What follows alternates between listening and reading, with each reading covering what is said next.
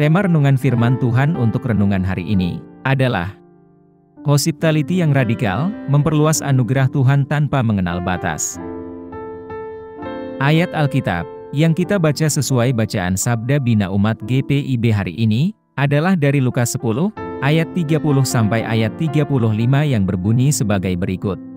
Jawab Yesus, ada seseorang yang turun dari Yerusalem ke Yerikho. Ia jatuh ke tangan penyamun-penyamun yang bukan saja merampoknya habis-habisan, tetapi yang juga memukulnya lalu pergi meninggalkannya setengah mati. Kebetulan ada seorang imam turun melalui jalan itu, ia melihat orang itu, tetapi ia melewatinya dari seberang jalan.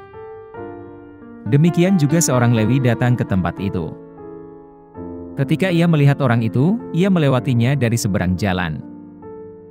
Lalu seorang Samaria, yang sedang dalam perjalanan, datang ke tempat itu. Ketika ia melihat orang itu, tergeraklah hatinya oleh belas kasihan. Ia mendekati dia, lalu membalut luka-lukanya sesudah ia menyiraminya dengan minyak dan anggur. Ia menaikkan orang itu ke atas keledai tunggangannya sendiri lalu membawanya ke penginapan dan merawatnya. Keesokan harinya ia menyerahkan 2 dinar kepada pemilik penginapan itu, katanya, rawatlah dia dan jika kau belanjakan lebih dari ini, aku akan menggantinya, waktu aku kembali. Demikian pembacaan Alkitab. Haleluya.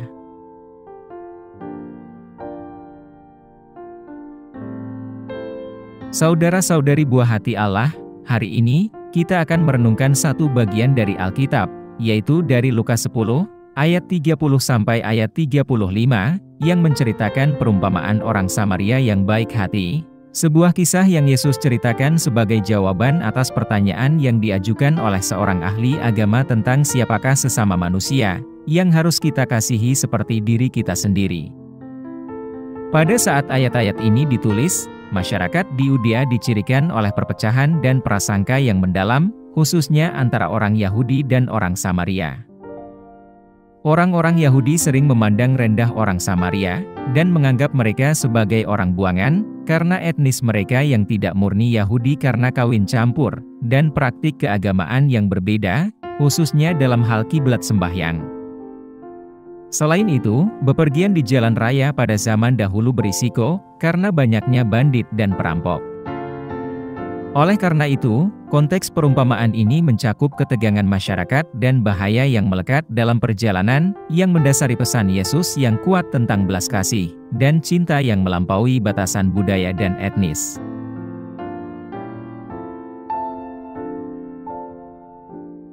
Apa pesan Tuhan untuk kita yang hidup di masa kini?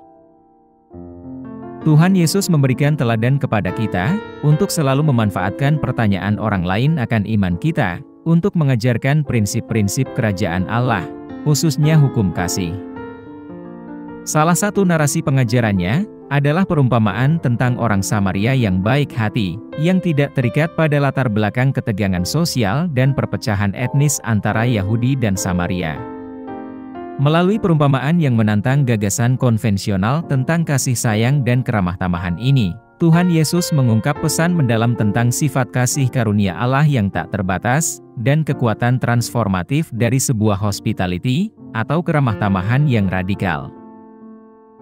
Dalam konteks kita saat ini, yang ditandai dengan meningkatnya polarisasi, diskriminasi, dan ketidakadilan sosial, pesan orang Samaria yang baik hati, mempunyai relevansi yang sangat tajam.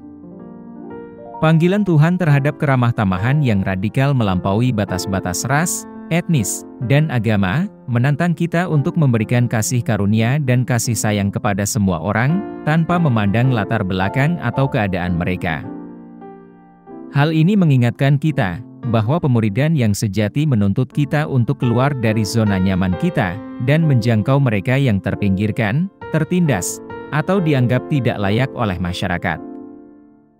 Di dunia yang dilanda perpecahan dan permusuhan, perumpamaan ini memanggil kita untuk menjadi agen rekonsiliasi dan instrumen kasih Tuhan, yang mewujudkan keramah tamahan radikal, yang dicontohkan oleh orang Samaria.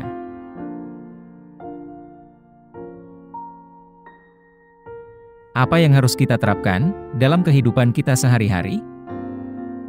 Saat kita merenungkan hikmah abadi dalam firman Tuhan hari ini, kita terdorong untuk memikirkan bagaimana kita dapat secara aktif menerapkan pesan Tuhan tentang keramah tamahan yang radikal dalam kehidupan kita.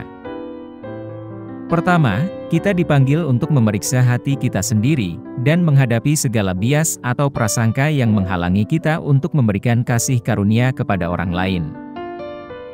Hal ini mungkin mengharuskan kita keluar dari zona nyaman budaya atau sosial kita, dan berinteraksi dengan mereka yang berbeda dari kita, dengan penuh kerendahan hati dan empati. Kedua, kita ditantang untuk secara aktif mencari peluang untuk menunjukkan keramah tamahan radikal di komunitas dan wilayah pengaruh kita.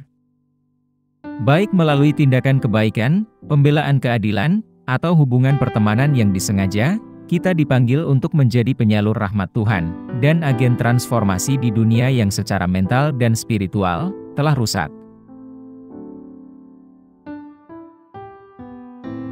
Mari kita berdoa.